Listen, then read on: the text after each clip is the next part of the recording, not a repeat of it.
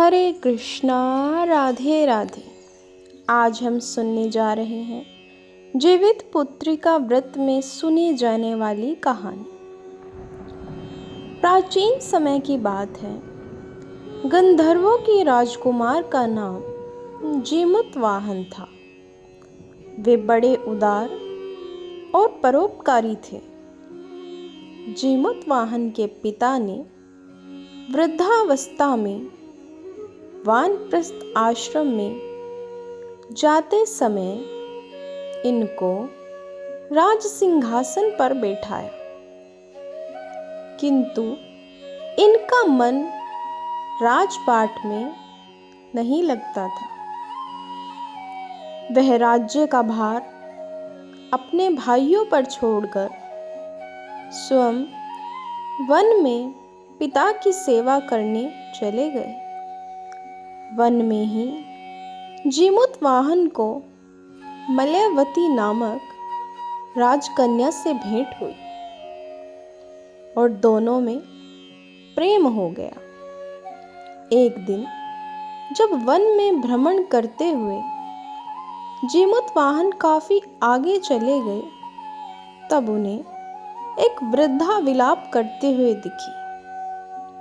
पूछने पर वृद्धा ने रोते हुए बताया, मैं नागवंश की स्त्री हूँ। मुझे एक ही पुत्र है।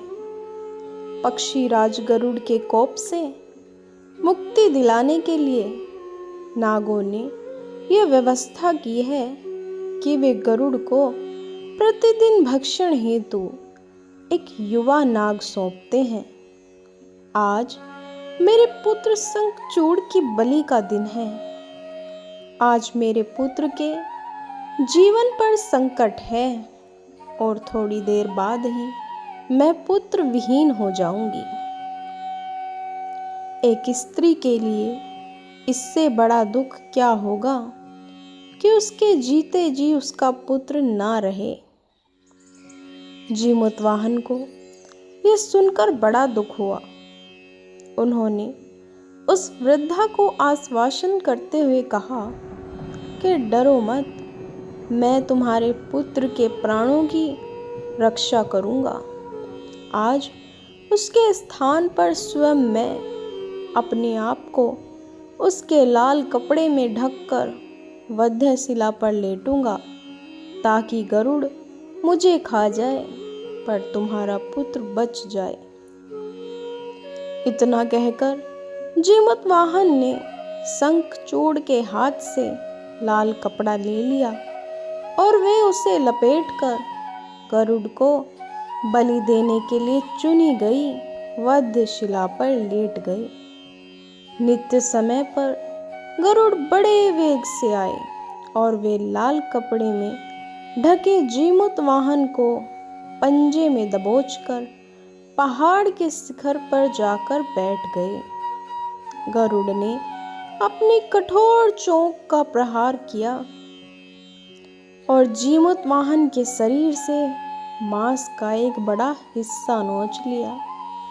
इसकी पीड़ा से जीमूतवाहन की आंखों से आंसू बह निकले और वह दर्द से करहाने लगे। अपने पंजे में जकड़े प्राणी की आंखों में से आंसू और मुंह से कराह सुनकर गरुड़ बड़े आश्चर्य में पड़ गए, क्योंकि ऐसा पहले कभी ना हुआ था। उन्होंने जीमूतवाहन से उनका परिचय पूछा।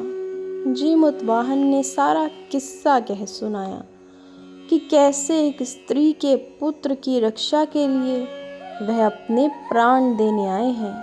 आप मुझे खाकर भूख शांत करें। गरुड़ उनकी बहादुरी और दूसरे की प्राण रक्षा के लिए स्वयं का बलिदान देने की हिम्मत से बहुत प्रभावित हुए। उन्हें स्वयं पर पछतावा होने लगा। वह सोचने लगे कि एक मनुष्य है जो दूसरे के पुत्र की रक्षा के लिए स्वयं की बलि दे रहा है, और एक मैं हूँ जो देवों के संरक्षण में हूँ, किंतु दूसरों के संतान की बलि ले रहा हूँ। उन्होंने जीमूतवाहन को मुक्त कर दिया। गरुड़ ने कहा, हे उत्तम मनुष्य, मैं तुम्हारी भावना और त्याग से बहुत प्रसन्न हूँ। मैंने तुम्हारे शरीर पर जो घाव किए हैं उसे मैं ठीक कर देता हूँ। तुम अपनी प्रसन्नता के लिए मुझसे कोई वरदान मांग लो। राजा जीमूतवाहन ने कहा, गरुड़ ने सबको जीवन दान दे दिया और नागों की बलि ना लेने का वरदान भी दिया। वरदान देना इस प्रकार जीमूतवाहन के साहस से आहार नाग जाति की रक्षा हुई। आपने अब तक जितने तुम्हारी जैसी इच्छा उन्हें जीवन प्रदान करे। हे राजा, जो स्त्री तुम्हारे इस बलिदान की कथा सुनेगी और विधि पूर्वक व्रत का पालन करेगी, उसकी संतान मृत्यु के मुख से भी निकल आएगी। तब से ही पुत्र की रक्षा हेतु जीमूतवाहन की पूजा की प्रथा शुरू हो गई।